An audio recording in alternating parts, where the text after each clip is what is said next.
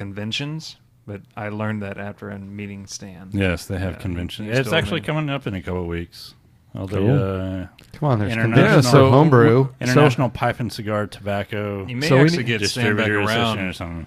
We got a local place that we need to hook up with. So. Need to get out there. Yeah, we need to get you on too and do cigar and beer pairings. Yeah, totally down with that. Yeah, maybe we should go there. I'll just throw this out right now.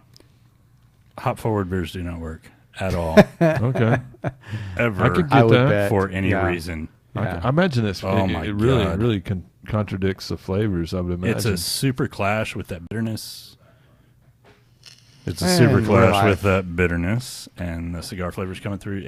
They totally harsh, battle, right? and it hurts. Yeah. So would it be better to have like which one is that? Have like a smoother, like really malty beers, kind of like English porters, browns. Okay. One of my favorite pairings is with Shakespeare Stout. Okay. Nut Brown. Both rogue beers. Fantastic pairings. Okay. Belgian triples and quads do all right because of their heavy, high alcohol and very little hop presence at all. Okay. Yeah. Okay. But a dark quad, a dark strong. Yeah, dark strongs go great. Golden Drac, back to that one. Golden Drac does well. You can find some good stuff with that. That Golden Drac 9000 that they put out, that really super heavy, big. So let me ask you this: do you think we could do like an on location at one of the cigar bars? And I actually have to go to the one in Lake Worth. Okay. I keep meaning to when I drop off for. Yeah, that'd be a fun deal. We could just do a little quick podcast and maybe smoke some smoke some cigars and drink some beers with cigars. Yeah, it'll only take 2 hours. Fun. Yeah. That's cool. We could take 2 hours. Oh, it'd be for perfect. One cigar. So are we going to do like remote headsets with little boom mics? We could do that. Yeah, it'd be like Britney Spears. Yeah. It'd be great. We could do a dance routine and smoke cigars. Mikey's in. That's what I was trying to actually tailor this to. Only if he wears his hair in pigtails. I am out on beard that. And pigtails? I don't dance. No, you do. So, I've seen it. He does wear pigtails, though. You can choreograph. I do wear pigtails. He hugs. I don't dance. I hug. Yeah. You can do all the choreography and production. I will do the choreography. Yeah. But I won't dance. So basically, you are going to do a lot of lawnmower. You guys are going to do a lot. Yeah. Because I'm actually medically restricted. Lawnmower. One of the benefits. Oh. A lot of grocery shopping. All right. So what are we drinking? The sprinkler. Now that we're live again. Do the sprinkler. Oh my God! I can totally tell we've been drinking Belgian beers. Yeah, this is not what at happens actually. So okay, so what do we got next? Well, I think we're moving on to the dark strong. The real trouble. I'm still drinking the raspberry sour, man. I know. Well, sorry. This thing's nice. I actually, trying to be blind about it, I actually enjoy it. It's nice. Kind of a neat. It is for only 2% alcohol beer, right? Yeah, when it was young, it was super thin. It was like water. Really? There was no real flavor to it. There was no real nothing. It was just nothingness, and then there was like pink nothingness with the raspberry side. Okay. So it's actually started developing back into itself. So yeah, it's really nice. I've got a. Thank you. I've got a. Greg keeps pulling stuff out of the know. bag, and I'm like, I'm going blind just looking God. at this stuff. I was just like, man, you know what? I don't think we had enough Belgian beer. I guess we do. Hang on. Yeah. One or two. I was like, I think this is probably enough to finish it. So, Okay. oh my God, he brought a whole growler. Full. It's full. Is it really? It's full. What is this? This is JB's Belgian Dark Strong. Oh, okay. Mikey, start to pour. Yeah. Finish your beer. So this is. Do you know what the recipe was on this? I have info on it somewhere. Yeah. But I know that there's a lot of specialty grain. This was almost like it seemed like it almost came off like a Belgian porter recipe. Yes. Yeah. I had a couple people say that. Yeah. And then you had all of the pureed raisins that we threw in. Yeah. And nice. Yeah. That was a shit ton because I helped him puree golden all or those regular or what? Golden raisins. Were they golden raisins? Yeah. Okay. Golden helps a lot. I remember there was that specifically. ton of them. Yeah. It was like we pureed like 9 times to get them all done. Really? And we kept stealing wort to throw in there to puree with. Wow. Just to make them all liquefied completely. Yeah. Smell great every time I open that thing up. And they help a lot for this style. And I think the sweet spot was about a year, maybe 18 months was the extreme end of the sweet spot. But early on, when it was young, you had a lot of this Belgian porter, a lot of chocolate, a little bit of roast, a lot of chocolate. Yeah. And then you had a massive amount of raisins after that. They didn't meld at all. They were just like, you got hit 1, hit 2, and it took forever, but it finally melded, and man, when it became one flavor, it hit spot on. So this is the exact opposite of the beer I was telling you I brewed, with just a dark candy sugar. This has lots of specialty grain and raisins. Bunch of shit. Yeah. Did you put? I guess did you guys use the raisins for the kind of the candy aspect? Yeah. Instead of pretty much. Okay, so you use that instead of actual sugar, which I guess this was the raisin sugar dosage. Okay, yeah. So I'm gonna taste this thing. If you don't mind pouring that for me, because it's gonna be a train wreck if I do it. I like y'all's equipment. I don't want to ruin it. Wow, this is really nice. I still get a little bit of roast though. Still, yeah, it's roasty. Yeah, definitely, it's there. But it's definitely. I've had a couple of different versions of this because it is a big brew or what have you. Right. And it's definitely calmed down. It's still got a lot of chocolate though. It smells amazing. A lot of chocolate. It's almost like chocolate raisins. Like chocolate covered raisins. Yeah, it's exactly what it tastes like. Yeah, it surely does. Yeah, this is it's really nice. It's taken a long time for it, I think, to really get there though. But man, it's hitting its stride. Well, and that's the thing. That you guys chocolate covered raisins by a long shot. And that's what you gotta kind of look at when you guys are doing these really high alcohol beers. And this is kind of the things that I talk about this a lot in my beer classes. Is you got to look at. I do this little graph, and I should one. You're opening a new beer. We still got like an entire half gallon of this that we got to kill. Call comparisons. Oh god, I'm losing vision. So anyway, one of the things that I always do is I do like a graph, and the x-axis is time or alcohol level, and the other axis is time. And one of the things that I try to explain to people is kind of a the longer. The shorter the alcohol content, the smaller amount of time that it takes to mature, to get it to meld out, right? But also it cuts out real quick. I mean, it gets old in a hurry, and so I think the biggest problem with a lot of these higher alcohol Belgian beers is that you really have to be, you have to really be patient because sometimes, excuse me. Sometimes it takes, hit their stride. But the good news is when you wait that long, they do last a lot longer. They last a lot longer. They're such a rewarding thing when you give it that time. Yeah, I agree. Talking to a buddy that I made, I go out to Jefferson here in Texas quite often. Angela and I have a really good friend couple that lives out there. The guy actually got ordained so he could marry us when we got married. He actually won a Stein in Bluebonnet, and God, I can't even remember how long ago it was, but he had I want to say it was a Dunkelbock. Okay. It was a Dunkelweiss. Dunkelweiss. And he won a Stein with it, extract. Like, he still had his recipe in, like, notepad format. Okay. And it got a Stein. He's got a Stein sitting on his shelf in his house, and I walked in his house, and it's like, wait a minute.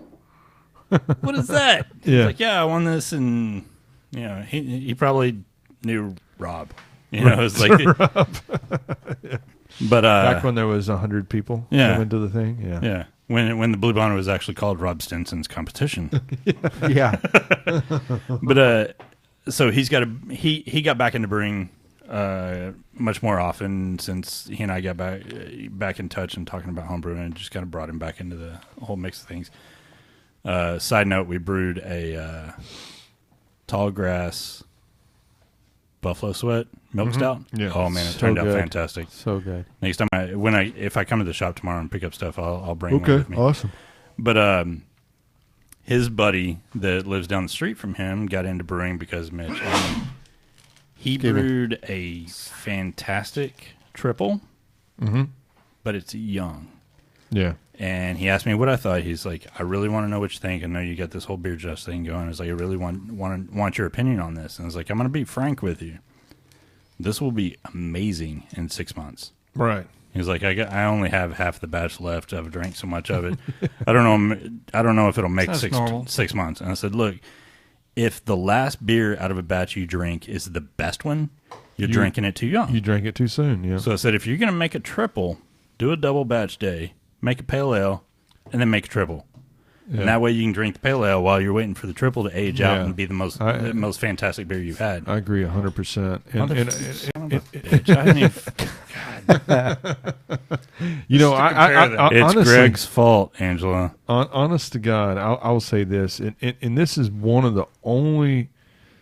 I think a lot of times people take this whole approach to. I don't even know what this is. It's beer. It's App 12. It's okay. App 12. Cool. It's St. Bernardus App 12. It's a fantastic amazing. Yeah. It's basically Westy that we can get. Right. Because for years, that's who brewed Westy. So. Exactly. Big batch. They're actually brewing their own now. Yeah. Westies. Yeah, Westy's back to doing their own. Yeah. But anyhow, across the street. There's very few styles that I actually advocate aging, and I think a lot of these Belgian styles really benefit from age, especially the 10, 12, 11, 12 percenters. Yeah. They're great. Barley wines benefit from age, but a lot of times, you get. I got lots of nerdy friends, man. Chris Bradley. What? That age stuff way too long. I mean, it can happen. Yeah, there's a fine line. It's like, man, I've done it multiple times. I've got. I've gone over to Chris's house, man, and he's got like this list of. This guy is. I love Golden Dragon. This guy is like, he's the most anal person you'll ever meet, as far as like planning and stuff, and he's got like. All of this list of all of his beers and when he put them in there and when they need to be drank by and what I mean, it's the most insane thing you've ever seen in your life. And he'll go, "Hey, this is a 2-year-old Oscar Blues 1050," and I'm like, "Dude, you should have drank that a year ago." Yeah, it's not good now. You got it's old, old soy sauce. Yeah, it's gross. Or barrel aged soy sauce. Yeah, so not good. There's very few beers that I think really benefit from long aging. I think even an IPA I think tastes good after 2 or 3 months of age. It kind of calms down a little bit. Let it fit back in. Maybe not quite as bitter. There's something to be said for freshies. Don't get me wrong, but I agree. There's something to letting it calm down too. Yeah, the alcohol calms down a little bit. Yeah. The hot bitterness kind of subsides a little bit, so you get that really nice balance. I think anything imperialized, anything wined. And oak, most Belgians, aged, all need age. Yeah, barrel aged. Even if the name says aged, you should age it. Yeah, even I think saisons really benefit from aging a little bit. I don't know. I'm not like a year. I would say I got a recipe for a saison that I just brewed recently, and it is fantastic fresh. Oh my god, it doesn't taste good with age on it. Okay. But it's also a case by case thing, Yeah, for sure. All right, so we have a dark strong on the table. Killed. We have 3 actually. Oh my god! I just killed 12 so I can get mainly we just want to find out about some differences here because we do. Fault. I mean, we're rolling along here. So if Matt Westlake was here, he'd be naked. Well, thanks for staying home, Matt. I think our thing that we should compare these with is this is like the king of them. As far as the Belgians go, you've got that one that you keep comparing to a porter. I like that, man. A lot of times I've had these, I've enjoyed the hell out of them. I find that the one that's closest to a Westy is very dry. I like the St. Bernardus App 12 best. I'm just saying. Bias.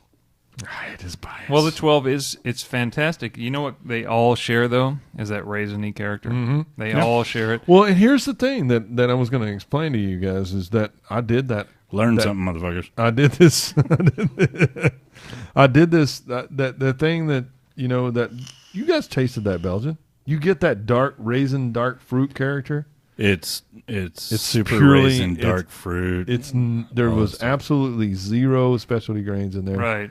And that's kind of blew my mind. You do it with the candy sugar, but you can also do a super ton of it with Special B. Yeah, and see, because that's what blew me away. Because I was thinking, Special B. That's what gives you that character. Or raisins, right. But evidently, it's just dark fruit. Yep. You get that from that candy syrup. Like candy syrup, yeah. Yeah, well, it's the kinda, 180. It's kind of the same thing, though. I guess they both. You're burning the crap out of sugar. Is basically what you're doing. You're caramelizing the hell out of it, and with like sweet sugar. So to me, it's almost like you're caramelizing a sweet sugar type sugar instead of like it's more like a fructose caramelization versus a galactose or any of your other standard sugars. Sucrose, whatever, that caramelizes. Sucrose gives you a caramely note, whereas like if you burn the tar out of fructose, you're going to get like charred raisins, right? And so it's which sugars are you actually trying to caramelize out? Is it going to give you the profile that you want? Well, and I think we can break that down a little more, and I think this is what's really important is that yeast can only consume monosaccharides, disaccharides, and some of them trisaccharides. And Brett will eat everything. Yeah, Brett will eat everything. Including the foundation to your house and the termites eating your house. So if you guys are caramelizing sugar, well, and that's basically what caramel malts are. Right, that's exactly what caramel is. Yeah, and it's complex carbohydrates or complex sugars. So if you're actually you're caramelizing the sugar, like I would imagine like the D180, which is the dark caramel sugar. Yeah, there's a lot of unfermentable sugar in that's sticking around. Yeah. So this is where you're going to get that kind of dark fruit, clean, though. caramel flavor. I think the caramel sugars like that, the D180 and whatnot, that's going to be a lot cleaner as far as actually using, say, a lot of caramel malt.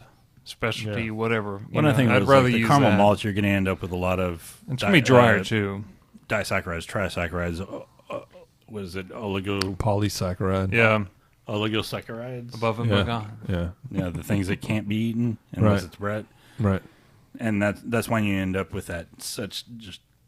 Oh, that's cloyingly sweet. Yeah, cloyingly sweet. Yeah, exactly. Yeah. So those are something to consider when you're making these style of beers. Is really. Pay close attention to the sugars that you're using, in addition to specialty malts and stuff of that nature. Yeah. Is be really cognizant of what you're using to feed these sugars. You're using that Belgian sugar to really lighten the body, but you're also using it to give it flavor.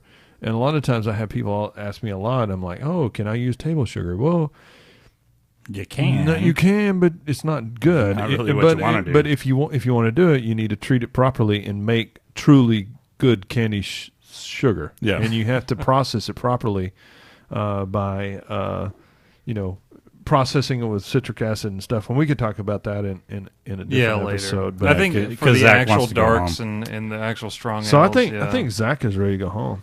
He is. I think so. We've gotten a little loose on this. We admit it. That's what happens when I show up. Can't help it when we want to show all the styles at once. It's going to happen. I'm going to tell you. You know what? Let me tell you this. When I walk into the room, everybody gets loose. Just saying.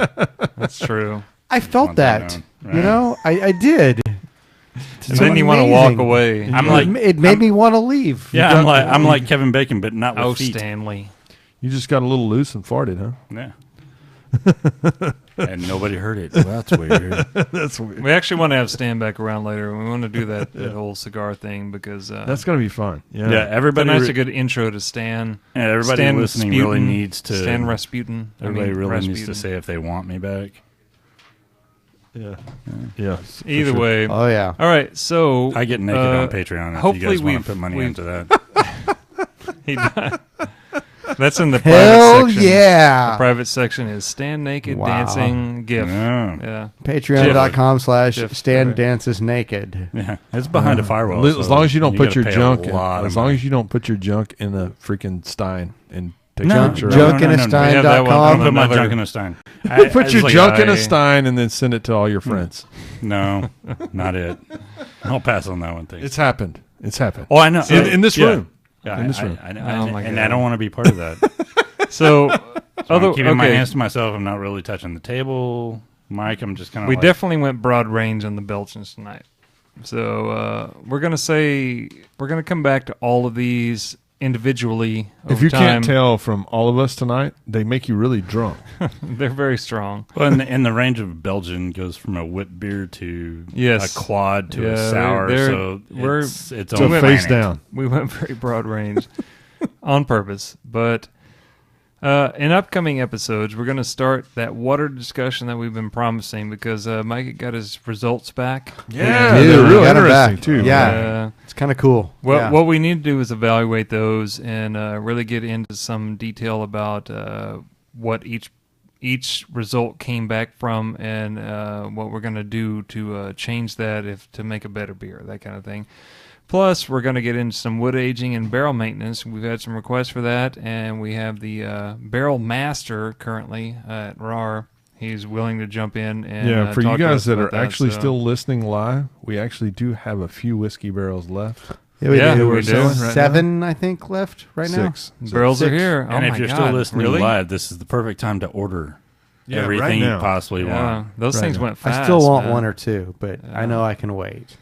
We need Yeah. to keep one just to work on our own. We're probably going honestly. to need to. Yeah, we talked about that. Also, please Anyway. be sure to check out our Patreon account at patreon.com/Come and Brew It Radio to help support the show. We have a $2, $5, $10, and $20 option just because every little bit counts. So we want to reward you while you help keep the show going and get involved and improve it. And Stubby's been talking about making some cool shit Yeah.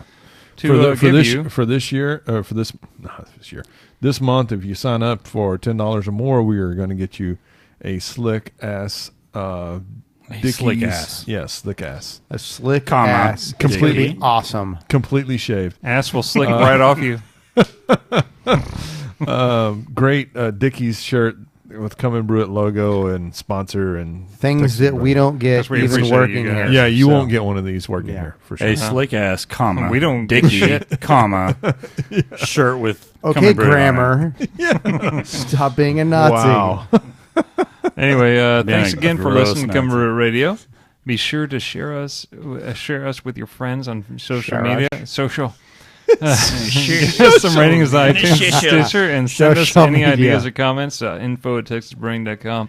Also, you can always check us on our Social brew days media. of the guys with our Brew Focus Facebook pages at Brew with Stubby, Brew with Brando, Brew with Mikey B, Brew with Pete, and Brew with Greg at Brew with. There is no I actually Brew had stand. fun. Brew with no Brew with Stan. Stan yet, Brew with but Stan. I don't. If you see I that, don't- it's just mostly a guy with a beard just looking angry I actually don't really and like grumpy people too and much. unhappy and painful. I love Wait, everybody. that's me. That's I love me. everybody, but I don't. All right. No. Come and brew it. Come and brew it.